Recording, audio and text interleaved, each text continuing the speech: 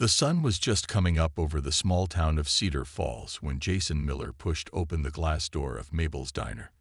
The little bell above the door made a soft ringing sound that mixed with the smell of fresh coffee and bacon cooking on the grill. Jason had been coming to this same spot every morning for 6 months now. It was part of his routine, part of his new life.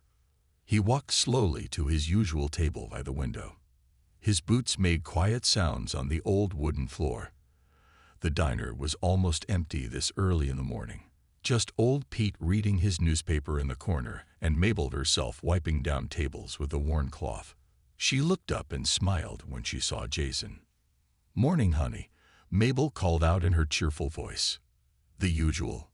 Jason nodded and gave her a small smile back. "Thanks, Mabel." She was already pouring his coffee before he even sat down. Black coffee. No sugar, no cream. Simple, just like everything else in Jason's life now. He liked simple. Simple was safe. Simple meant no questions. As Jason settled into his chair, he looked out the window at the quiet street. A few early workers were driving by in their pickup trucks. Mrs. Henderson was walking her small dog like she did every morning. The mailman was starting his rounds. Everything was peaceful. Everything was normal. But Jason was far from normal, even though nobody in Cedar Falls knew that. He took a slow sip of his coffee and felt the warm liquid wake him up. His hands were wrapped around the white ceramic mug. These hands had scars on them. Small white lines that crossed his knuckles. A burn mark on his left thumb. Signs of a life that was very different from the quiet one he lived now. 6 months ago, Jason had driven into Cedar Falls in an old blue pickup truck. He had 2 suitcases, some cash, and a new name. Well, not completely new. Jason was really his first name. But his last name used to be something else. Something that might make people ask questions he was not ready to answer. He found a small apartment above the hardware store on Main Street. The rent was cheap, and the landlord did not ask too many questions when Jason paid 3 months in advance with cash. He found work doing odd jobs around town. Fixing fences, painting houses, moving furniture. Hard work that kept his hands busy and his mind quiet. The people in Cedar Falls were nice. They were the kind of folks who brought you soup when you were sick and helped you change a flat tire in the rain. But they also respected privacy. When someone clearly wanted to keep to themselves, they let them. Jason was grateful for that. Mabel brought over his breakfast. 2 eggs over easy, 3 strips of bacon, hash browns, toast with butter. The same thing every morning. She set the plate down gently. "You sleep okay last night?" she asked. She always asked this question, like a mother checking on her son. "Yes, ma'am," Jason answered. "Slept fine." But that was not completely true. Jason rarely slept through the whole night. Sometimes he would wake up from dreams he tried to forget. Dreams about places far away and things he had done, things he had seen. When that happened, he would get up and do push-ups until his muscles were tired. Or he would sit by his window and watch the empty street until morning came. This morning had been one of those nights, but Mabel did not need to know that. Jason ate his breakfast slowly. He was in no hurry. He had nowhere important to be. That was the whole point of his new life. No schedules, no missions, no one depending on him for life or death decisions. When he finished eating, he left exact change on the table plus a good tip for Mabel. He always left exact change. It was another small habit that helped keep his life simple and predictable. "See you tomorrow, honey," Mabel called as he headed for the door. "See you tomorrow," Jason replied. He stepped outside into the cool morning air. The sun was higher now, and the town was starting to wake up. Jason began his walk home to his small apartment. It was only 6 blocks away. He liked walking. It gave him time to think, or more often, time to try not to think. As he walked down Main Street, he passed the post office and the small grocery store. He waved to Mr. Johnson, who was opening up his barbershop. He nodded to Sarah, who worked at the bank, and was hurrying to work with a coffee cup in her hand. These were good people, normal people, people who had never seen the things Jason had seen or done the things Jason had done. He envied them sometimes. Their biggest worries were things like paying bills, or fixing their cars, or what to make for dinner. But Jason also knew he could never really be like them. Not completely. There were parts of his past that would always be with him. Skills that he could never unlearn. Memories that would never fade. Still, he had found something close to peace in Cedar Falls. For 6 months, he had been just Jason Miller, the quiet handyman who kept to himself. Nobody bothered him. Nobody asked uncomfortable questions. Nobody knew his secrets. As he turned the corner onto Elm Street where his apartment was, Jason had no idea that his peaceful morning routine was about to be shattered forever. He had no idea that in just a few minutes, he would hear sounds that would force him to remember exactly who he used to be. The quiet morning was almost over. Jason was walking slowly down Elm Street when he first heard the sounds. At first, he thought it might be kids playing roughly in the yard behind Murphy's old gas station. But as he got closer, the sounds became clearer. They were not the sounds of children playing. They were much worse. He heard angry voices, men laughing in a cruel way that made his stomach feel sick. And underneath those voices, he heard something that made him stop walking completely. It was the sound of an animal crying, a dog whimpering in pain and fear. Jason had heard that sound before, many times, in places far from this quiet town. Places where bad people did terrible things to anyone or anything that could not fight back. He had hoped never to hear those sounds again. The voices were coming from behind Murphy's gas station. The old station had been closed for 2 years now. The windows were boarded up, and weeds grew tall around the building. It was the kind of place where people went when they did not want to be seen. Jason moved closer but stayed hidden behind a big oak tree. He could see 3 men standing near some old trash cans behind the station. They were all wearing leather jackets and heavy boots. Their motorcycles were parked nearby. The bikes were loud and dirty, just like their owners. The biggest man had long greasy hair and tattoos covering both arms. He was holding a thick stick in his hand. The second man was shorter but looked mean. His face was covered with scars, and he kept spitting on the ground. The third man was thin and nervous. He kept looking around like he was watching for trouble. But Jason was not looking at the men. He was looking at what they had cornered near the trash cans. It was a small dog, a golden retriever puppy that could not have been more than 6 months old. The little dog was shaking with fear. Its golden fur was dirty and matted. There was blood on its side where someone had hurt it. The puppy was trying to hide behind one of the trash cans, but there was nowhere to go. Every time it tried to move, one of the men would kick at it or hit it with the stick.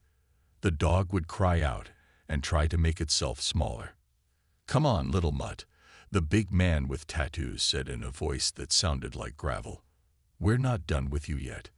He raised the stick high above his head. The puppy looked up with big brown eyes full of terror. It knew what was coming. Jason felt something cold and hard settle in his chest. It was a feeling he knew well, a feeling that meant someone was about to get hurt. Usually, it meant Jason was about to hurt someone who deserved it. "This is fun," the scared man said with an ugly laugh. "I bet we can make it howl louder." The thin man looked uncomfortable. "Maybe we should just leave it alone now. We've had our fun." "Shut up," the big man snapped. "We'll stop when I say we stop." He brought the stick down hard. The puppy yelped and tried to crawl further behind the trash can. But the space was too small. There was nowhere left to hide. Jason's hands slowly formed into fists. His muscles tensed the way they used to before a mission. His breathing became slow and controlled. All the training that he had tried to forget was coming back to him, whether he wanted it to or not. He had come to Cedar Falls to escape violence, to get away from hurting people, to live a quiet life where nobody got hurt and nobody had to fight. But sometimes violence found you even when you tried to hide from it. Sometimes there were people in the world who would hurt innocent creatures just because they could. People who enjoyed causing pain to things that could not fight back. Jason had met people like that before, in dark places in foreign countries. He had dealt with them in ways that he tried not to remember. Now he was looking at 3 more of them right here in his peaceful little town. The big man raised his stick again. The puppy was making small crying sounds that broke Jason's heart. It was the sound of something helpless begging for mercy from people who had no mercy to give. Jason stepped out from behind the tree. His 6 months of peace and quiet were over. The man he used to be was waking up inside him. And that man did not walk away when innocent creatures were being hurt by bullies and cowards. Jason Miller, the quiet handyman, was about to disappear. In his place stood someone much more dangerous. Someone these 3 bikers were about to meet whether they wanted to or not. The puppy's cries got louder. The stick came down again. Jason started walking toward them. His peaceful morning was definitely over. That's enough. Jason's voice cut through the morning air like a knife. It was not loud, but it carried a kind of authority that made all 3 men stop what they were doing and turn around. The big man with tattoos was still holding his stick high in the air. The scared man had been laughing. The thin, nervous one had been looking away. Now they were all staring at Jason like they could not believe someone had the nerve to interrupt their fun. Jason walked slowly toward them. His hands were at his sides, but his whole body was ready for trouble. Years of training had taught him how to look calm on the outside while being completely prepared for violence on the inside. I said that's enough, Jason repeated. His voice was still quiet, but there was something in it that had not been there when he talked to Mabel at the diner. Something cold and dangerous. The big man lowered his stick and took a step toward Jason. He was at least 6 inches taller than Jason, and probably 50 pounds heavier. His arms were thick with muscle and covered with tattoos of skulls and snakes and other things meant to scare people. Well, the big man said with a nasty grin. Looks like we got ourselves a hero, boys. The other 2 men spread out a little, like wolves getting ready to attack. The scared one cracked his knuckles. The thin one pulled out a chain from his pocket and wrapped it around his fist. Jason did not move. He just stood there looking at them with calm, steady eyes. He had faced much worse than these 3 bullies. He had fought trained soldiers in places where losing meant dying. These men were amateurs compared to what he had dealt with before. You need to walk away, old man, the big man continued. This ain't none of your business. When I see 3 grown men beating a helpless animal, it becomes my business, Jason replied. The puppy was still cowering behind the trash can. It had stopped crying but was shaking even harder now. The poor little thing probably thought the violence was about to get worse with more people involved. The big man laughed, but it was not a happy sound. It was the kind of laugh that bullies make when they think they have found an easy victim. You hear that, boys? This guy thinks he's gonna save the day. He looked Jason up and down like he was sizing up a piece of meat. What are you, some kind of animal lover? You gonna call the police on us? The police won't be necessary, Jason said quietly. Something in the way he said it made the thin man take a step backward. Maybe he was smarter than his friends. Maybe he could sense that there was more to Jason than met the eye. But the big man was too full of himself to pay attention to warning signs. You know what I think? The big man said, pointing his stick at Jason. I think you're just some lonely old guy who's got nothing better to do than stick his nose where it don't belong. I think you need to learn some manners. He took another step toward Jason. Now they were only about 10 feet apart. Close enough for Jason to see the hatred in the man's eyes. Close enough to smell the beer on his breath, even though it was still morning. Last chance, Jason said. Take your friends and leave. Nobody has to get hurt today. The scared man laughed. Nobody has to get hurt. That's funny, old man, because somebody's definitely gonna get hurt, and it ain't gonna be us. Jason sighed quietly. He had tried to give them a way out. He always tried to give people a chance to make the right choice. But some people were determined to learn lessons the hard way. "What's your name, hero?" the big man asked, swinging his stick back and forth like a baseball bat. "Jason," he answered simply. "Well, Jason, I'm Rex. And these are my boys, Scar and Tommy. We run things around these parts. And rule number 1 is mind your own damn business." Rex raised his stick higher. "Rule number 2 is don't mess with things that belong to us. And that dog there, we found it first. That makes it ours to do whatever we want with." The puppy whimpered softly from its hiding place. It was such a small, sad sound that it made Jason's jaw clench tight. "The dog doesn't belong to anyone," Jason said. "And it certainly doesn't belong to you." "Says who?" Rex sneered. "Says me." Rex's face got red with anger. He was not used to people talking back to him. He was used to people being scared of him and his friends. He was used to getting his way through fear and violence. "You got some nerve, I'll give you that," Rex said. "But nerve ain't gonna help you when I'm done with you." He started walking toward Jason with the stick raised like a weapon. Scar moved to Jason's left side. Tommy moved to his right. They were trying to surround him so he could not run away. But Jason had no intention of running away. He had run away from violence for 6 months. He had hidden from his past and tried to pretend he was someone else. But sometimes the past caught up with you. Sometimes you had to remember who you really were. And Jason was remembering. His muscles loosened up. His breathing became deeper and more controlled. His eyes focused on the 3 men with the kind of attention that missed nothing. Rex was almost close enough to swing his stick now. "Any last words, hero?" Rex asked with an evil grin. Jason looked at him calmly. "Yes," he said. "You should have walked away." Rex raised the stick high above his head and started to bring it down toward Jason's skull. That was his first mistake. It would also be his last. Rex brought the stick down hard toward Jason's head. But Jason was no longer standing where he had been a second before. Jason moved faster than Rex thought was possible. He stepped to the side and grabbed Rex's wrist as the stick came down. Then he twisted Rex's arm in a way that made the big man scream in pain and drop his weapon. But Jason was not done. He grabbed Rex by the shirt and threw him backward into one of the trash cans. Rex hit the metal can with a loud crash and fell to the ground, garbage spilling all around him. The whole thing happened so fast that Scar and Tommy just stood there with their mouths open. They had expected to watch their boss beat up some old man. Instead, they watched their boss get tossed around like he weighed nothing. "Rex!" Scar yelled, running toward his friend. But Jason was already moving again. He stepped in front of Scar and punched him once in the stomach.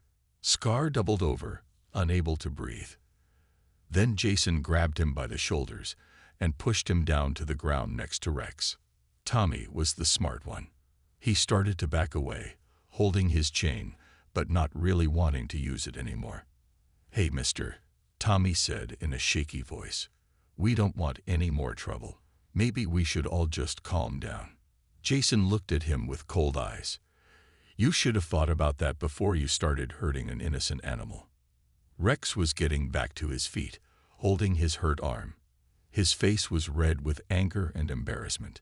He had been thrown around like a child in front of his friends. That was something his pride could not handle. "You sucker punched me," Rex said through gritted teeth. "That don't count. Let's try this again, fair and square." Jason almost smiled. Fair and square. Like 3 against 1. Like beating up a helpless puppy.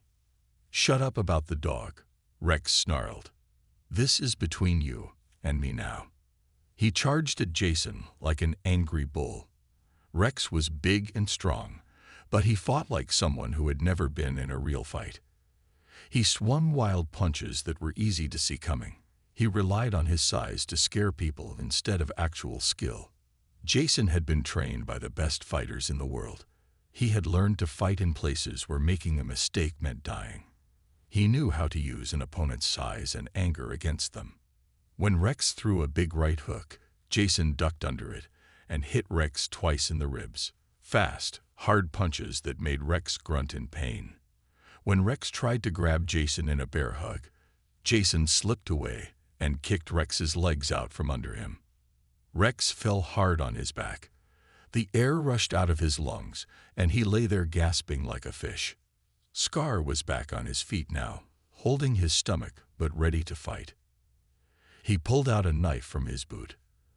The blade was dirty and looked like it had been used for bad things before. "Now we're talking," Scar said with an ugly grin.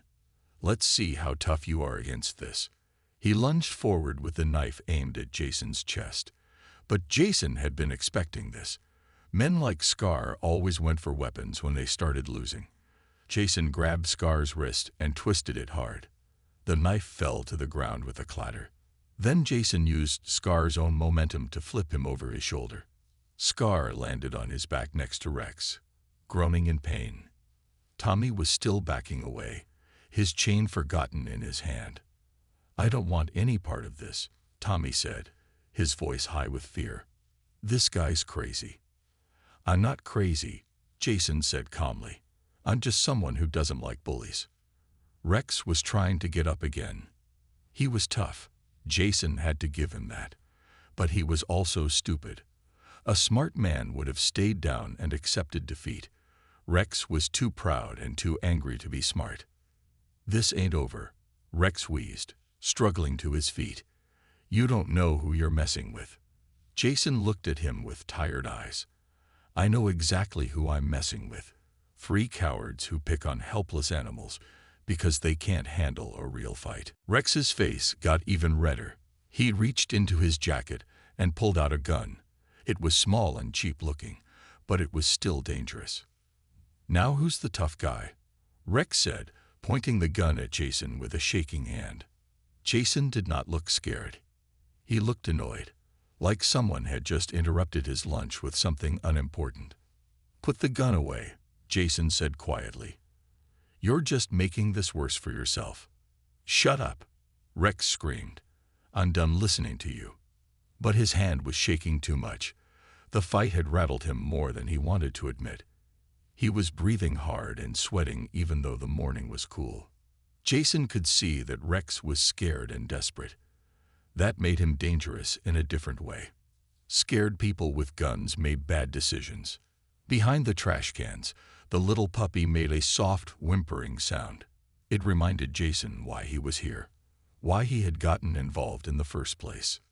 "The dog is hurt," Jason said, not taking his eyes off the gun.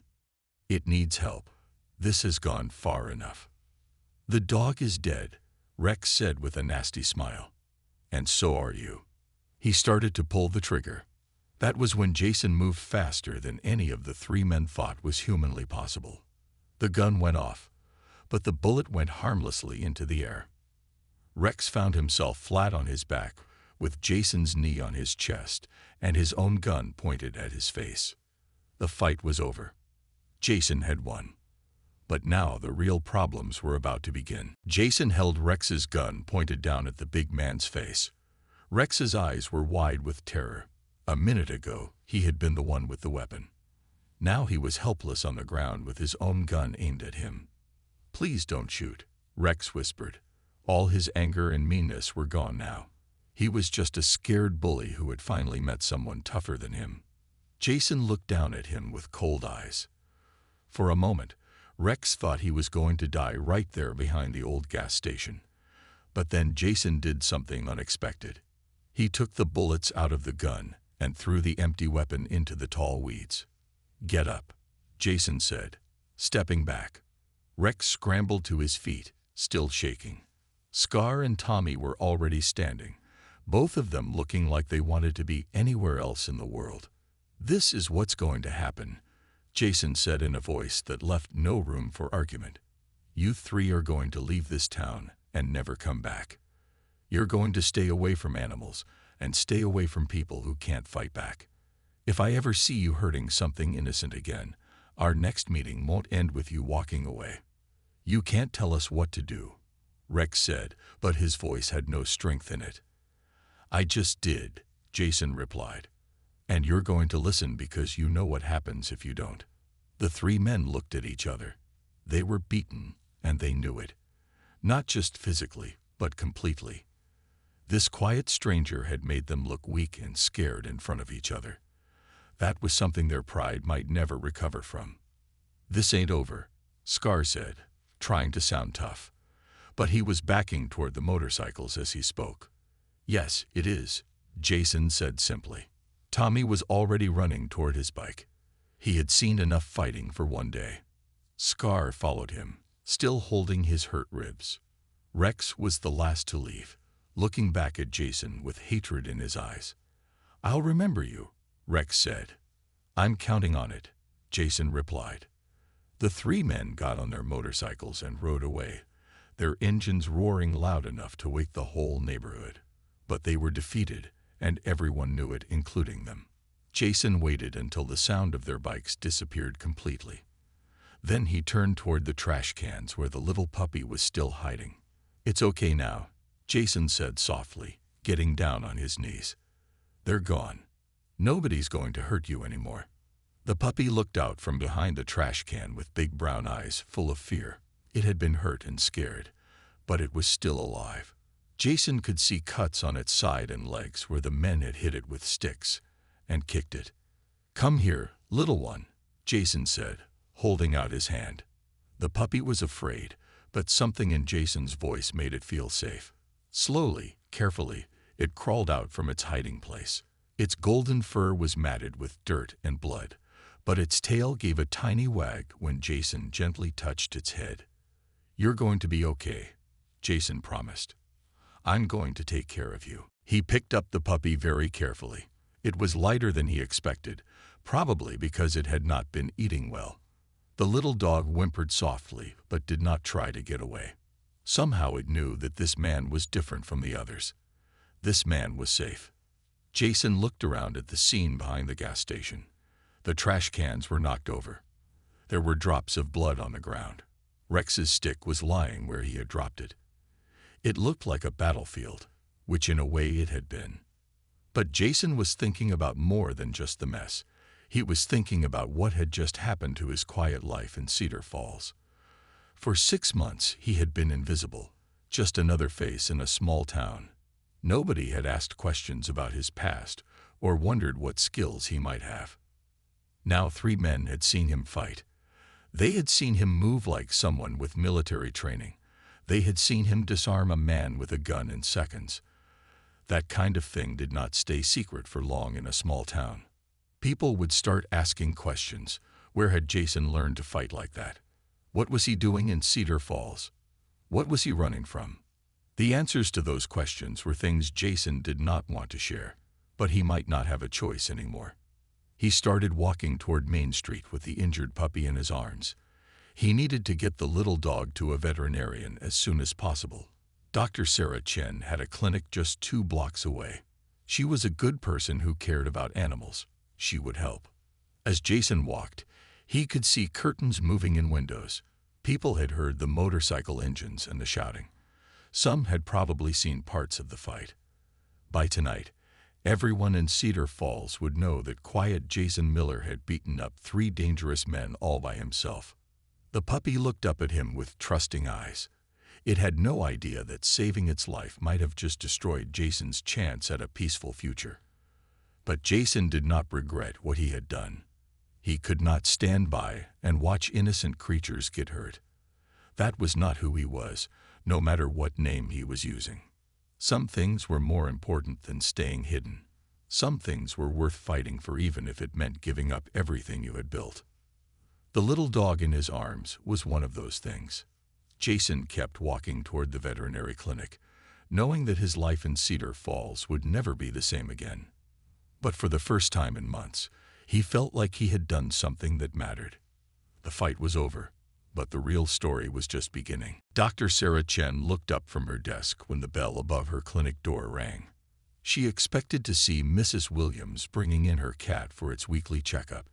Instead, she saw Jason Miller holding a small injured puppy in his arms.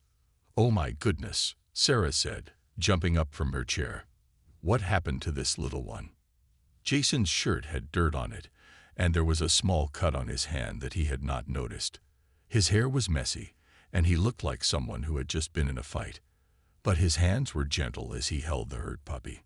"Some men were herding it behind Murphy's old gas station," Jason said quietly. "It needs help."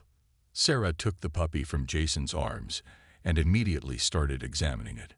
She was a good veterinarian who had been taking care of animals in Cedar Falls for 8 years. She had seen many hurt animals before, but this made her angry. Who would do something like this to a helpless puppy? She asked as she checked the cuts on the little dog's side. "Bad people," Jason answered simply. Sarah looked at Jason more closely as she worked. She noticed the scars on his hands and arms. Old scars that looked like they came from fights or accidents. She noticed the way he stood perfectly still and alert, like someone who was always ready for trouble. She noticed how calm he was even though he had just rescued an injured animal. "These cuts aren't too deep," Sarah said as she cleaned the puppy's wounds. "Someone hit this little guy with something, but they could have done much worse. It's lucky you found him when you did." The puppy whimpered softly as Sarah worked, but it seemed to understand that she was trying to help. Jason reached out and gently petted the dog's head.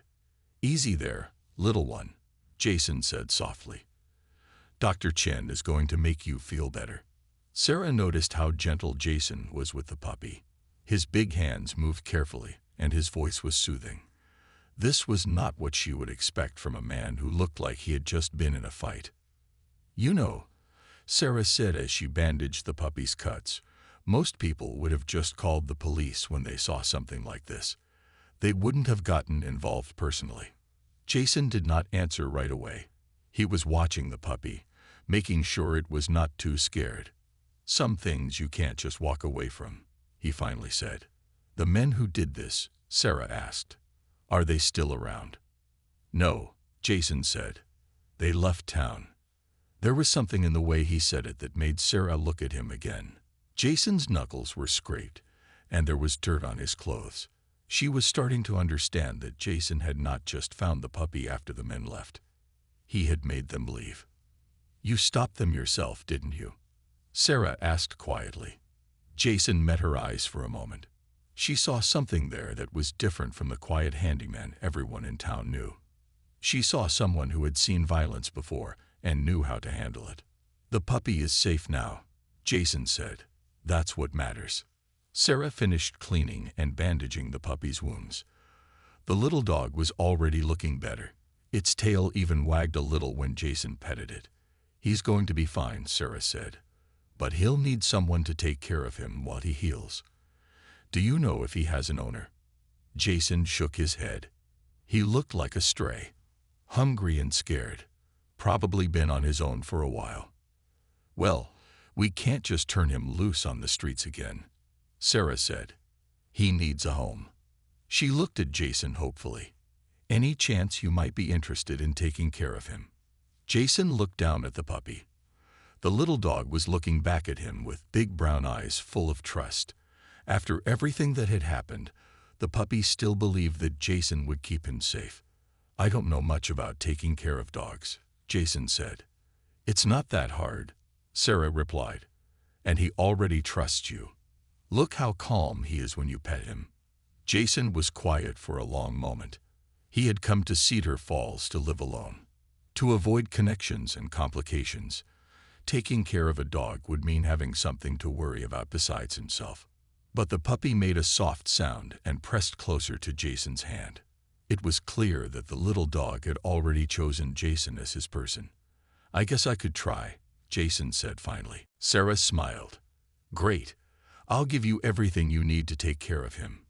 Food, medicine, instructions, and you can bring him back anytime if you have questions." As Sarah gathered supplies, she kept glancing at Jason. She was curious about this quiet man who had suddenly shown up to rescue an injured animal. Everyone in town knew Jason kept to himself, but nobody really knew anything about his past. "Jason," Sarah said carefully, "can I ask you something?" "Sure. You're not just a handyman, are you?" Jason was quiet for a long time. Then he said, "Why do you ask?" The way you carry yourself, the scars on your hands, the fact that you were able to make 3 dangerous men leave town. That's not normal for most people." Jason looked at the puppy instead of answering. The little dog had fallen asleep in his arms, finally feeling safe enough to rest. "We all have things in our past we'd rather not talk about," Jason said finally. Sarah nodded.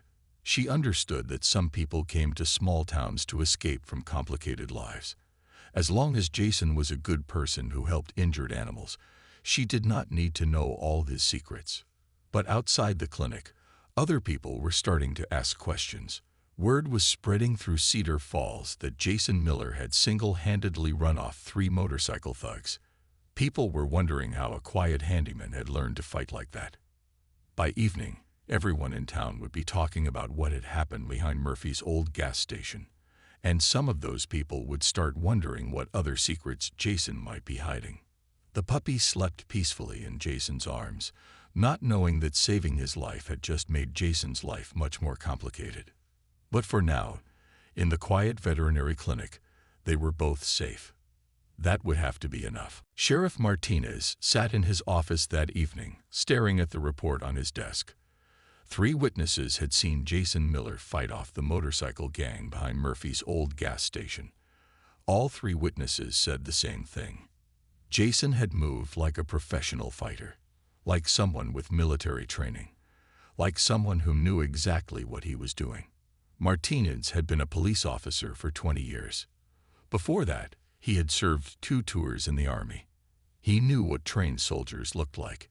He knew how they moved and how they handled themselves in dangerous situations. Jason Miller moved like a soldier. Martinez opened his computer and started typing Jason's name into the police database. He had done this search 6 months ago when Jason first came to town, but he had only checked for criminal records. This time, he was looking deeper. After an hour of searching through military databases and government records, Martinez found what he was looking for. His face went pale as he read the file on his screen. Jason Miller was not Jason's real name. His real name was Jason McKenna. Staff Sergeant Jason McKenna, United States Navy SEALs. Decorated war hero. Expert in hand-to-hand combat and weapons training. Served on classified missions in 3 different countries. And according to his military records, Jason McKenna had been declared missing in action 6 months ago after completing a secret mission overseas. The military was still looking for him. Martinez sat back in his chair and whistled softly. Jason was not just some handyman who had gotten lucky in a fight. He was one of the most dangerous men in the world. A trained killer who could take apart 3 thugs without breaking a sweat. But Martinez was also reading between the lines of Jason's military file. The missions Jason had been on were the kind that changed a man. The kind that gave soldiers nightmares for the rest of their lives. The kind that made some men disappear rather than go home and try to pretend they were normal. Martinez understood why Jason had run away. He understood why someone would want to disappear after seeing and doing the things Jason had probably seen and done. The question was what to do about it now. Martinez could report Jason's location to the military. That was his duty as a law enforcement officer. But Jason had not committed any crimes. He had been living quietly in Cedar Falls, bothering nobody, working honest jobs. Today he had saved an innocent animal from cruel men. Martinez made his decision. He closed the computer file and grabbed his car keys. There were some conversations that had to happen face to face. Jason was sitting on the steps outside his apartment when Martinez pulled up. The puppy was lying next to him, wrapped in a soft blanket. Jason looked up as the sheriff got out of his car. "Evening, Sheriff," Jason said calmly, like he had been expecting this visit. "Evening, Jason," Martinez replied. "Or should I say Staff Sergeant McKenna?" Jason did not look surprised. He just nodded slowly and petted the sleeping puppy. "How long have you known?" Jason asked. "About 2 hours," Martinez said, sitting down on the steps next to Jason. "Took me a while to put the pieces together. The way you handled those bikers today was what gave it away." They sat in silence for a few minutes. The puppy made soft sleeping sounds between them. "You going to turn me in?" Jason asked. Martinez looked at him. "You committed any crimes I should know about?" "Not in Cedar Falls," Jason said. "That's all I care about," Martinez replied. "What you did before you came here is between you and the military. What you do in my town is between you and me." Jason looked at the sheriff with surprise. He had expected to be arrested or reported to the authorities. He had not expected understanding. "The military's looking for you," Martinez said. "Your file says you went missing after a classified mission 6 months ago." "I didn't go missing," Jason said quietly. "I went away." "There's a difference. Want to talk about it?" Jason was quiet for a long time. The puppy stirred in his sleep, and Jason gently adjusted the blanket around him. "Have you ever done things that you can't forget?" Jason finally asked. "Things that follow you home and wake you up at night?" Martinez nodded. 2 tours in Afghanistan. I know about nightmares." "Then you understand why I needed to disappear for a while." "I understand," Martinez said, "but hiding isn't going to make it go away forever." "Maybe not," Jason agreed. But the motorcycle engines got louder as they came down Main Street. Jason counted at least 6 bikes, maybe more. He gently picked up the sleeping puppy and carried him inside his apartment, placing him in a soft bed Sarah had given them. "Stay here, little one," Jason whispered. "I'll be back soon." Jason looked out his window and saw them. 8 motorcycles had stopped in front of his building. The riders were all wearing leather jackets with a snake logo on the back. These were not the same 3 men from this morning. These were bigger, meaner, and better organized. The man who got off the first bike was clearly their leader. He was tall and thin with long black hair and a scar that ran from his ear to his chin. His jacket had more patches than the others, and they all waited for him to move first. Jason had seen men like this before, in places where law and order had broken down, places where violence was the only language people understood. This man was a predator who had built his power by hurting people who could not fight back. The leader looked up at Jason's window and smiled. It was not a friendly smile. Jason stepped back from the window and quickly gathered a few important things. His old military dog tags that he kept hidden in a box, the emergency cash he had saved, a knife that he hoped he would not need to use. Someone was pounding on the door downstairs. Hard, angry knocks that echoed through the building. "Jason Miller," a voice shouted. "We know you're up there. Come down and face us like a man." Jason ignored the shouting and thought about his options. He could try to sneak out the back way and escape town before they found him, but that would mean leaving the puppy behind. It would also mean that these men might hurt innocent people in Cedar Falls while looking for him. Or he could go downstairs and face them. 8 against 1 was not good odds, even for someone with his training, but at least the fight would be between him and them. Nobody else would get hurt. The pounding on the door got louder. "We're going to count to 10, the voice shouted. "Then we're coming up to get you. 1, 2. Jason made his decision. He was tired of running, tired of hiding, tired of pretending to be someone he was not. He opened his window and called down to the street. "I'm coming down, but this stays between us. No innocent people get hurt." The leader looked up and grinned. "That depends on how cooperative you are, hero." Jason walked downstairs slowly. He was not afraid of these men, but he was not stupid either. 8 against 1 meant he had to be smart about how he handled this. When he opened the front door, all 8 bikers were waiting for him. They had spread out to block any escape routes. Their leader stepped forward. "I'm Vincent Rodriguez," the man said, "but most people call me Viper. Those 3 boys you beat up this morning, they work for me." "They were hurting an innocent animal," Jason said calmly. "I stopped them." "You humiliated them," Viper replied. "You made them look weak in front of the whole town.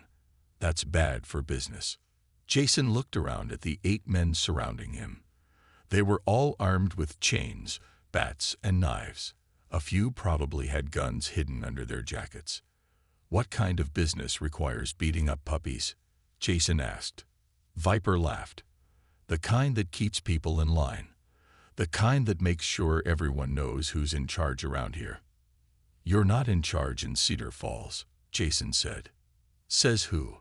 Viper sneered. "You? One man against all of us. If that's what it takes." Viper's smile disappeared. He was not used to people talking back to him. He was used to people being scared of him and his gang. "You know what I think?" Viper said, stepping closer to Jason. "I think you're some kind of cop or soldier boy who thinks he's tougher than he really is. I think you need to learn some respect." Jason did not reply. He was watching all 8 men, calculating distances and angles, planning his moves if this turned into a fight. "Here's what's going to happen," Viper continued. "You're going to get down on your knees and apologize for what you did to my boys. Then you're going to leave this town and never come back. If you do that, maybe we'll let you live." "And if I don't?" Jason asked. Viper pulled out a gun and pointed it at Jason's chest. "Then we're going to make an example out of you, and maybe we'll pay a visit to that pretty veterinarian who helped you with the dog. Maybe we'll visit some other people in this town too. Show everyone what happens when they mess with us." Jason's eyes went cold. Threatening him was one thing. Threatening innocent people was something else entirely. "You shouldn't have said that," Jason said quietly. "What?" Viper laughed. "You threatening me?" "No," Jason replied. "I'm making you a promise. If you hurt anyone in this town, I will hunt you down and make you pay for it." Viper's face got red with anger. Big words from a dead man. He was about to pull the trigger when someone stepped out of the shadows between 2 buildings. "That's enough," Sheriff Martinez said, his own gun drawn and pointed at Viper. "Put the weapon down and step away from Mr. Miller." Viper looked around and saw that Martinez was not alone. 3 deputies had appeared from different directions, all with weapons drawn. "This is between him and us," Viper said. "Stay out of it." "Nothing happens in my town without my permission," Martinez replied. "And I don't give permission for armed gangs to threaten my citizens." For a moment, nobody moved. 8 bikers with weapons faced off against 4 police officers. Jason stood in the middle, ready to fight whoever needed fighting. Then Viper slowly lowered his gun. "This isn't over," he said to Jason. "We'll be back." "I'll be waiting," Jason replied. Viper and his gang got back on their motorcycles and rode out of town. But Jason knew they would return. Men like Viper did not give up easily. The real war was just beginning. 3 days later, the whole town of Cedar Falls knew that trouble was coming back. Word had spread that Viper and his gang were gathering more men from other counties. Some people talked about leaving town until the danger passed. Others talked about calling in state police or federal agents. But Jason had a different idea. He stood in the middle of Mabel's diner on Friday morning, looking at the faces of people he had come to care about.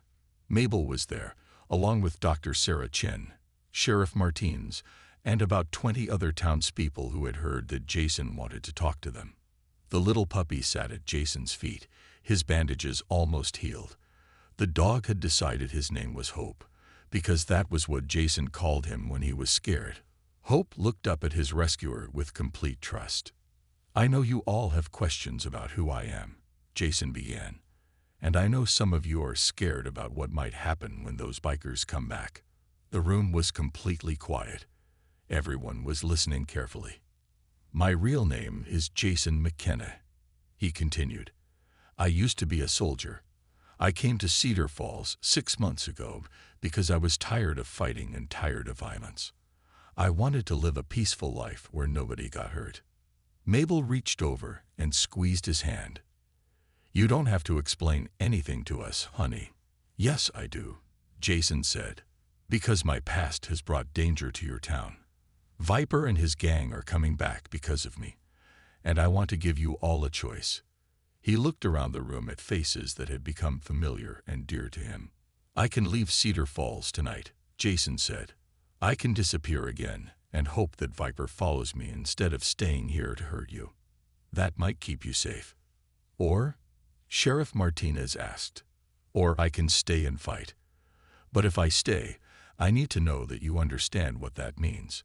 It means turning Cedar Falls into a battleground. It means some of you might get hurt despite everything I do to prevent it. Dr. Sarah Chen stood up. Jason, you saved an innocent animal from cruel men. You stood up to bullies when nobody else would. Why would we want you to leave? Because I'm not just a handyman, Jason said. I'm someone who was trained to hurt people. Someone who has done things in the past that normal people shouldn't have to do. If I stay and fight Viper, I'll have to become that person again. Old Pete, who read his newspaper in the diner every morning, cleared his throat. Son, I was in Korea back in the 50s. I know something about soldiers who come home carrying heavy loads, and I know something about men who try to run from their past. He stood up slowly with his cane. You can't run forever. At some point, you have to decide what you're going to stand for and what you're going to protect. Seems to me you already made that decision when you saved this little dog. Hope wagged his tail at the mention of himself. Mabel nodded. Pete's right. This is your home now, Jason. And we don't abandon family just because things get dangerous. One by one, other people in the room started speaking up. My grandfather built his store on this street 60 years ago, said Mr. Johnson the barber. I'm not going to let some motorcycle gang run me out of my own town. I've been treating sick animals in Cedar Falls for 8 years, Dr. Sarah added. If you're staying to fight for what's right, then I'm staying too. Sheriff Martinez smiled. Well, as the law enforcement officer here, I guess I don't have much choice. But even if I did, I'd stay. This town is worth fighting for. Jason felt something he had not felt in a long time. He felt like he belonged somewhere. Like he was part of something bigger than himself. If we're going to do this, Jason said, we have to do it smart. Viper has more men and more weapons than we do. But we have something he doesn't have. What's that? Mabel asked. We have something worth protecting, Jason replied. We're not fighting for money or power or revenge. We're fighting for our home and our neighbors. That makes us stronger than he thinks. Over the next hour, they made plans. Sheriff Martinez would coordinate with state police to make sure backup was available if needed. Dr. Sarah would set up a medical station in case anyone got hurt. The other townspeople would make sure that children and elderly folks had safe places to go when the trouble started. And Jason would do what he did best. He would be ready for whatever Viper brought to their town. That evening, Jason sat on his apartment steps, with Hope sleeping in his lap. The little dog had grown stronger every day, just like Jason's connection to Cedar Falls. 6 months ago, Jason had been a man without a home, running from his past and afraid of his future. Now he was surrounded by people who accepted him for who he was, not who he used to be. People who were willing to stand with him when trouble came calling. In the distance, Jason could hear motorcycle engines again, but this time he was not alone. This time he had Sheriff Martinez and his deputies. He had Dr. Sarah and Mabel and Pete and Mr. Johnson and 20 other people who had decided that some things were worth fighting for. Viper and his gang were coming back to Cedar Falls expecting to find one man they could intimidate and defeat. Instead, they were going to find an entire community that refused to be bullied. Jason gently petted Hope's head as the sound of engines got closer. The little dog opened his eyes and looked up at his rescuer. Don't worry, boy, Jason said softly. We're home now. And we're not running anymore. The motorcycles appeared at the end of Main Street. Viper had brought twice as many men as before, but he was about to learn that numbers were not everything. Sometimes the most important battles were fought not by soldiers, but by ordinary people who decided that some things were too important to give up without a fight. Cedar Falls was one of those things. And Jason McKenna had finally found something worth standing still for.